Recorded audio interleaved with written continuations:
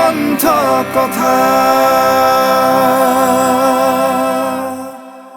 মোৰ নামটো কোৱা হ'ল মধুসূদন দাস বুলি, কিন্তু যদি আৰু এটা মোৰ পৰিচয়টো মই কি কৰোঁ যদি কয় মোক হয়তো তোমাৰ দীপক কেশৱ জানিব আৰু বহুতে হয়তো জানিব।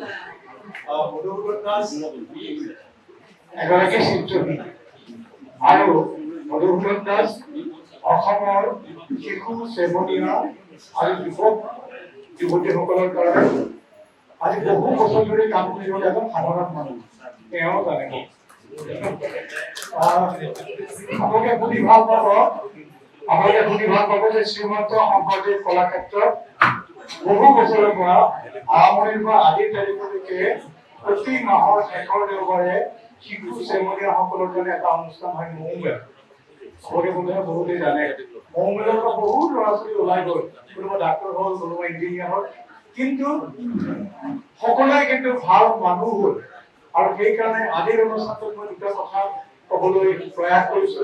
সেয়া হ'ল আমি যিয়েই নকৰোঁ আমি কিন্তু ভাল মানুহ বুলি কৈছোঁ। তোমাৰ দীপক দাসেও নাটক কৰিছিল, নাটক কৰাইছে শিশুসকলক, মই আহি শিশুসকলক কিবা কিবি বনাই হেৰি কৰিছিল, পাহৰিলে তো মই ক'ব খোজো যে আমি যিমান কাম কৰোঁ সকলো ভাল কামেই কৰোঁ, কিন্তু আমাৰ কামটো হ'ব লাগিব ভাল মানুহ গঢ়া। সেইকাৰণে মই ভাবো এই যে অনুষ্ঠানটো এওঁলোকে কৰিছে ভাল হ'ব, ভাল হওক, আমি সহায় কৰিম আছো।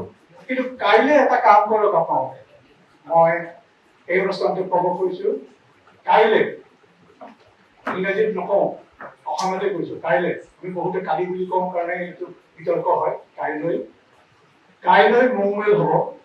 মৌ মেলত অসমৰ বিভিন্ন প্ৰান্তৰ ল'ৰা ছোৱালী আহে, একদম ধনীৰ পৰা দুখীয়ালৈকে মধ্যবিত্তলৈকে সকলো ল'ৰা ছোৱালী আহে।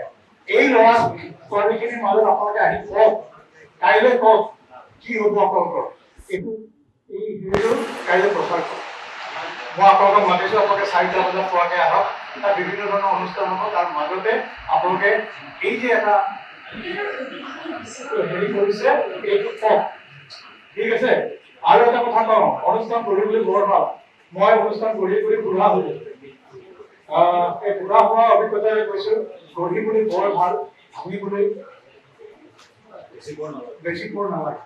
মই ইয়াৰ লগতে কওঁ যে আমি সন্মান বুটলিবলৈ আজি প্ৰায় 64 ইয়াৰ্ছ কাম কৰিছো, কিন্তু এই 64 ইয়াৰ্ছৰ এই কামখিনিক মই 64 ছেকেণ্ডত নষ্ট কৰি দিব পাৰোঁ, সেইটো যাতে নহয়। অৰ্থাৎ 64 ছেকেণ্ডৰ ভিতৰত যদি মই এটা বেয়া কাম কৰোঁ, মই 64 ইয়াৰ্ছত যিমানখিনি আৰ্জিছো চব শেষ হৈ যাব। গতিকে মই আপোনালোকক এটাই অনুৰোধ কৰোঁ, আপোনালোকৰ সপোন একদম নিৰ্ধাৰিত সপোন হওক, মানে বাস্তৱ অভিজ্ঞতাৰ পৰা সপোনটো দেখক, আৰু আমি কিবা সহায় লাগিলে সহায় কৰিম। কিন্তু কাইলৈ আপোনালোকে আহক।